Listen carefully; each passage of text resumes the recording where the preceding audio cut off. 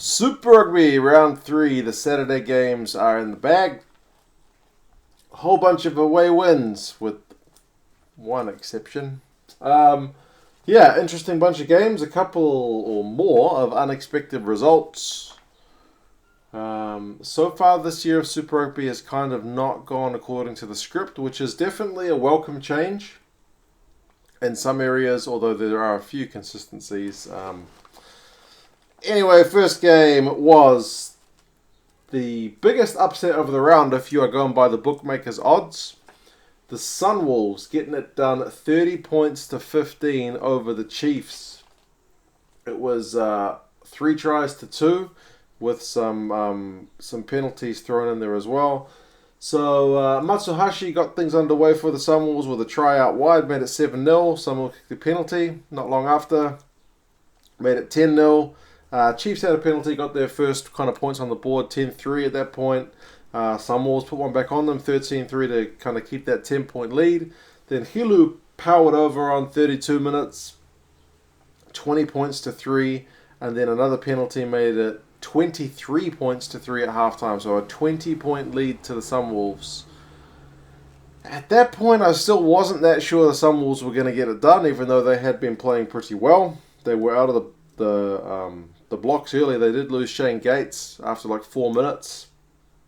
Both sides' lineouts seem to be struggling a wee bit. And Shigeno went off for the Sunwolves as well in that first half. So I wasn't sure, a couple of subs having to come on early, the Chiefs having a big halftime team talk. Surely things were going to turn around after halftime. Because, the run meters in the first half were 416 to the Sunwolves and 171 for the Chiefs. The Sunwolves were playing amazing. Possession was 65% Sunwolves, territory 71% Sunwolves, so it was all them. But then not long into the second half, Nankivell got a try, 46 minutes from a little DMAC chip, and you're thinking, yep, this is where it happens. But on 56, Van den Heever scored a try. It's kind of lucky he did, because about 2 minutes earlier he had totally blown a try from Sean Stevenson just dropping a ball. That guy seems to be a bit of a liability the last couple of weeks. He's not in the best form. Van den Heever is just that guy who's either going to cost you the game or win you the game. He tried to do a bit of both in this one, so he blew a try completely and then not long after kind of made up for it with a try. Showed a bit of power in his try, so that made it 30 points to 10. Nana Saturo got a try on 64 from a scrum on the left wing, so they missed the conversion. It was 30 points to 15, and that is the way it stayed. Big upset win. I think there was 25 points was the margin predicted for the Chiefs to win prior to this one, so it's a massive upset. It is the Sunwolves' first away victory. They have won outside Japan before, but still technically those were home games, so it's very good for them to get this result. Most of the people I've seen commenting on this one have been pretty congratulatory of the Sunwolves and the effort they put in, so I think they're going to move off 15th from my power rankings. It's between a couple of Kiwi teams maybe for who gets that spot, but I'll have to do the calculations. I haven't done that yet. Good on the Sunwolves. The Chiefs are in all kinds of trouble because next week they get to play the Crusaders away. So this was supposed to be the easy win. The Sunwolves have got the Blues away, who, after this win over the Chiefs, the Sunwolves will go into that match pretty much with no fear, because if you can do it over the Chiefs, there's certainly no reason you can't do it over the Blues. The next one, the Crusaders over the Reds, 22 points to 12. I suppose probably again one where the margin was perhaps a bit tighter than some people expected. I forget what the bookies had for the margin for this one. But 10 points for the Reds is kind of, I guess, complimentary of the way they're playing. I know it's at home. You don't want to be losing any games. You didn't get a bonus point, so there's not that much to write home about. But the Crusaders are a very good team. And if you look at the way this match started, good huge chip to Enor very early on. It was 5-0. They missed the kick, it hit the post, and then on 8 minutes, Will Jordan got a line break. He ended up with Enor and then back to Jordan, so it was kind of an 80-metre try. And the Crusaders were going at a point a minute. It looked like they were just going to run riot all over the Reds, but that's where things kind of sat. It was 10-0 for most of the first half. Karevi turned down a 3 because he was captain on about 37 minutes. They kicked for touch, got a maul, went through some phases, and eventually got a try, and it was converted, so it was 10 points to 7 to the Crusaders at half time. So the Reds were actually doing pretty well to still be in touching distance in that game. It was 327 run meters to 164 at half time. That's to the Crusaders. So, 60-40 territory and possession. The tackling percentage, though, both the sides were at 89%, even though the Reds had to make a ton more. So defensively, both outfits were operating in a pretty solid manner. Crusaders turned down points of their own in that second half. Douglas ended up getting a try, made it 17-7. The Reds had a yellow card for offsides, and then Taufua got a try, 22-7, and then Higginbotham went in kind of 5 minutes before halftime, made it 22-12. That was that one finished. Like I said, man, you can't really give the Reds too much grief for this one. They lost Pataya early as well. His foot seems to be a bit injured. Will Jordan ran into Angus Scott Young at one point after doing a little dinky chip through. He left his kick pretty late, and there was a big clash of bodies. He had to go off for a head check. It seems like he's all right. That guy's had a bit of concussion in the past, so it's a bit disconcerting for a young man to be like that. But the guy is quite a talent, and he showed some of what he can do in this game. But the Crusaders were just too good in some areas. Like their mauls were too good. The Reds actually had a try chalked off at one point for, was it Ruan Smith or JP? Kind of doing a bit of interfering play, so that was, I guess, a bit disappointing. If the Reds had got that one on the board, it might have been even closer, but the game, you never know which direction it would have gone from there. But yeah, I mean, the Crusader set piece was just too good. The scrum kept getting the Red scrum penalised, and the Red scrum is supposed to be pretty strong. So it shows there's still a bit of work to do for them.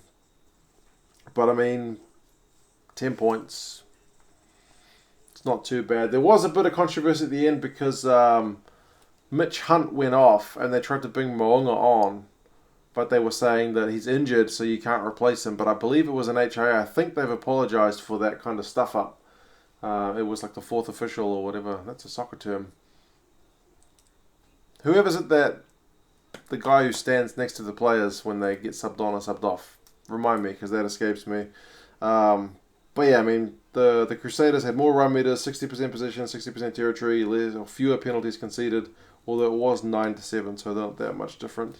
Marius van der Westhuizen is not one of my favourite refs. I feel like he doesn't let the games flow, and this one had a fair few stretches of not flowing, and I was getting late, and I was starting to get a bit bleary-eyed by the end of this game, I will admit. But it still had its moments. Like I said, Will Jordan was setting things up, and it was still worth a watch. I wouldn't call it the game of the round. You'd probably have to give that one to the Sunwolves, but Crusaders, job done. A second week in a row, though, where they've kind of thrown away a bonus point later on. They'll be pretty disappointed that they didn't pick that one up and they let the Reds score that final try. But still, a win's a win without all the All Blacks playing. They still get the job done. The next one, the Lions and the Bulls. A local battle. I didn't see this one. I've only seen highlights. But man, the Bulls, 30 points to 12. That's a massive scoreline, although there weren't that many tries in this one. It was 2 apiece, and then a whole lot of penalties kicked from Andre Pollard. So the Bulls took a penalty early, 13 minutes, 26 minutes, made it 6-0. Vermeulen got his try, some phases after a line-out move, made it 11-0. And then another penalty, 14-0 at halftime to the Bulls. They seem to be running riot because in this, I watched about 10 minutes of highlights. In that first half, of highlights, there was not one clip for the Lions, and not everything they showed was like points being scored. Some of the highlights they showed was just kind of general play, and there was nothing from the Lions with ball in hand. So you guys who've watched the game will have to let me know. Bulls, another penalty in the second half, 17-0. First Lions highlight came on 47, which was the Sadi try at 48 minutes.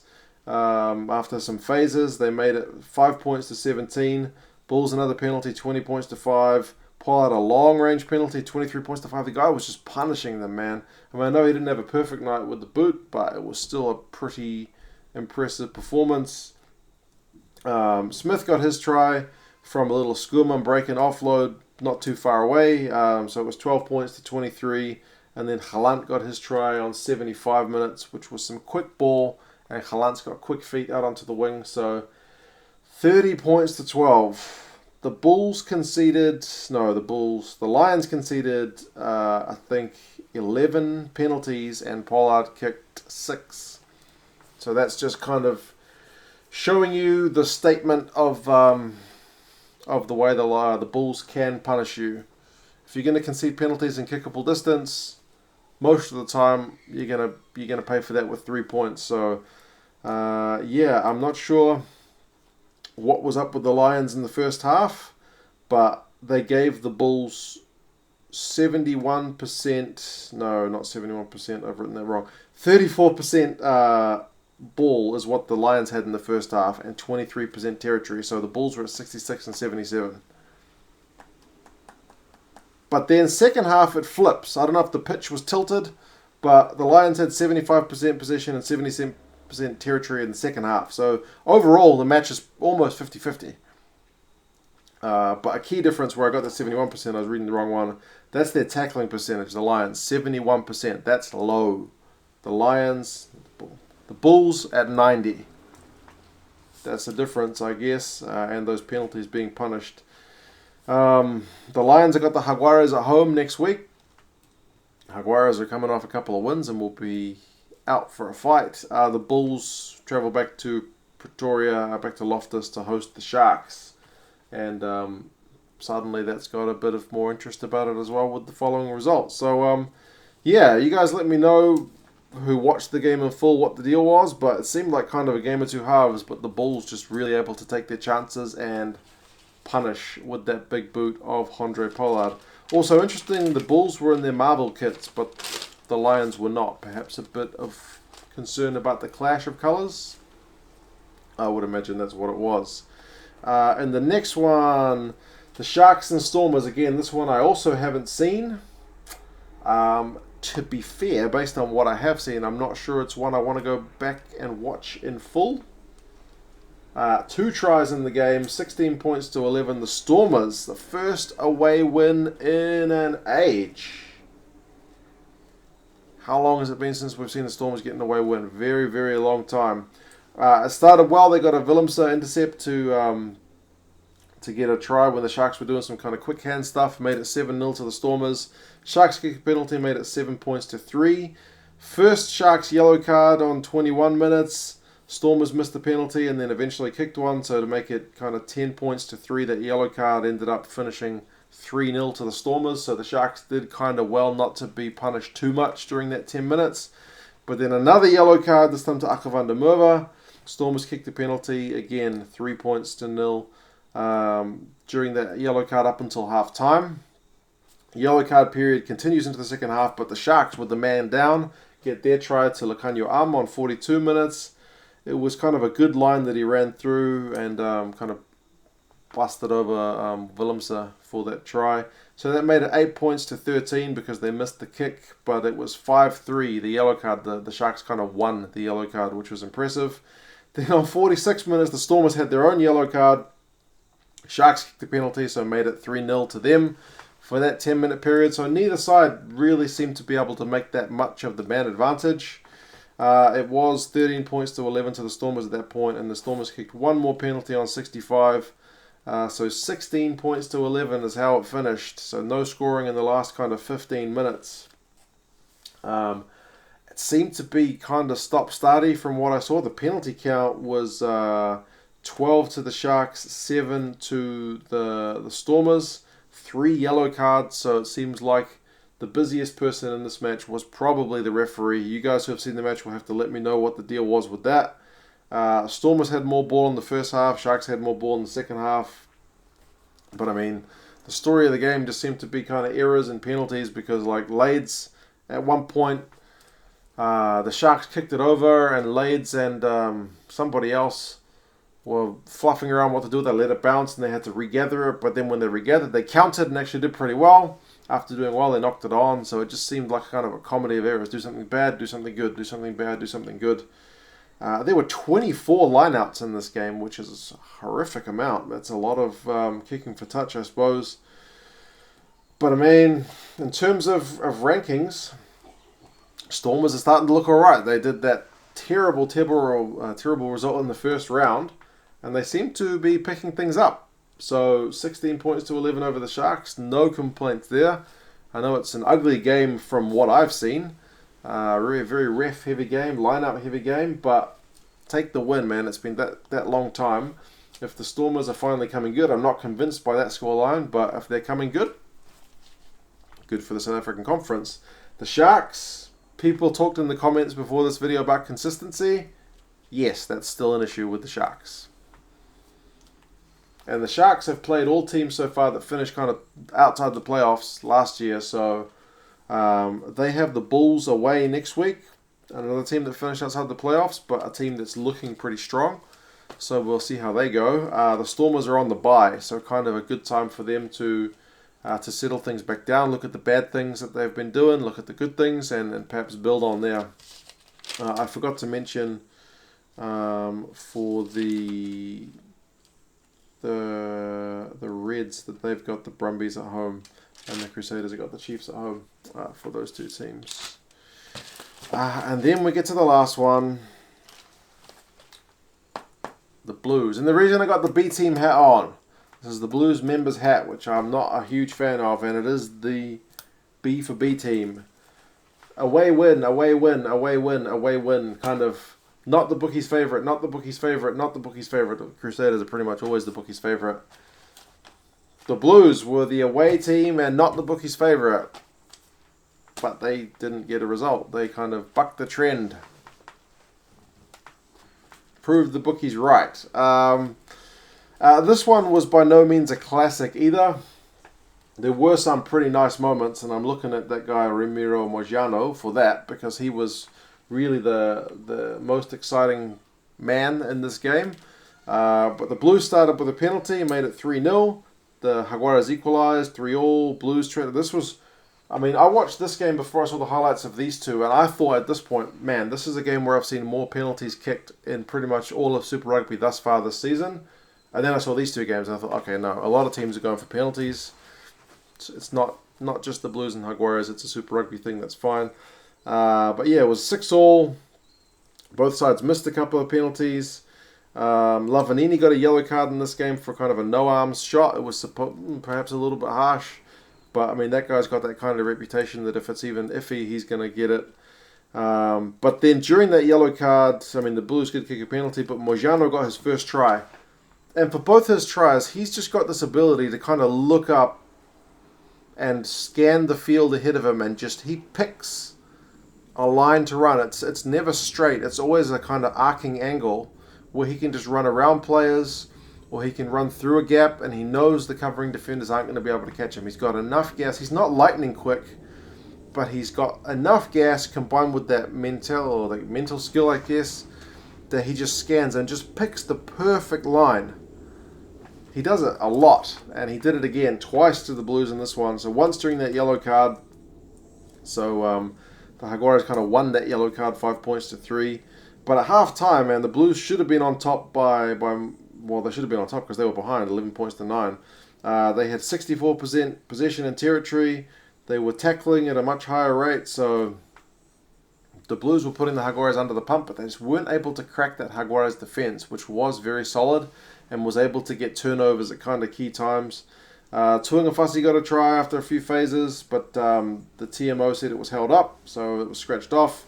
Blues kicked a penalty, 12-11, so the lead changed again. Mojano got his next try again, arcing run, 18 points to 12. Montoya got a try after a big maul, after a tight head from the Jaguares as well, so 23 points to 12. Papali'i got a try from a Jaguares knock on to make it interesting right at the end on like 73 minutes, 23 points to 19. But that's what it took for the Blues to get a try. The Jaguares basically just had to gift wrap it by knocking it on.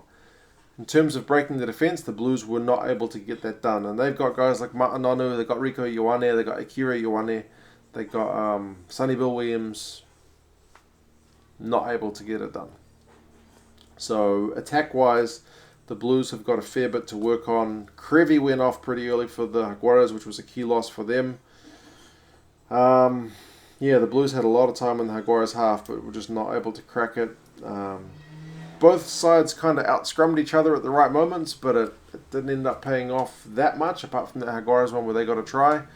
Right towards the end, the Jaguares managed to turn the Blues over enough to get a scrum to finish the game, and the Blues managed to win a penalty from that scrum and called another scrum, and then from that scrum, the Jaguares managed to get the ball back from a Blues feed and kick the ball out. So neither side was really able to get on top in that area. Full-time Blues still 66% possession, 71% territory. The Jaguares had to make 149 tackles to the Blues 86. Both sides were tackling in the mid-80s, but not the result the Blues needed, but the Jaguares, without dominating, with not that much ball, managed to hit back on the counter and just defensively hold the Blues out, which, like I said, has a fair few big attacking names. It looked like a better crowd than the last couple of weeks we've seen from the Jaguares, so that's encouraging. Interestingly, Quesada, the Jaguares coach, sits alone amongst like this huge little booth that he's got, sits by himself. I'm not sure what the deal with that is. And also, I should say, for one of the tries, Montoya's try, the ref said on-field try, and I want the TMO to review it, but the TMO said the broadcaster is unable to provide me with the picture, so just go with your on-field decision. Not ideal if you're a Blues fan, because you wanted them to review it and find something wrong with it. It looked fine to me, but that sucks that it was at that moment that the broadcaster couldn't get the pictures. So a bit weird. Haven't seen that happen before, but things happen. Anyway, wow, 22 minutes. What a long vid. Those were the 5 games. Like I said, lots of away wins. Super Rugby is really interesting this year. A bunch of results that are kind of unexpected. The Friday games, we had kind of a mixed bag with one Aussie team and one Kiwi team getting the wins. You guys let me know your thoughts on the games, especially if you saw these two, because I didn't see them in full. I may go back and watch that Bulls-Lions one, but it would be a lot of 100-power kicking penalties, I suppose.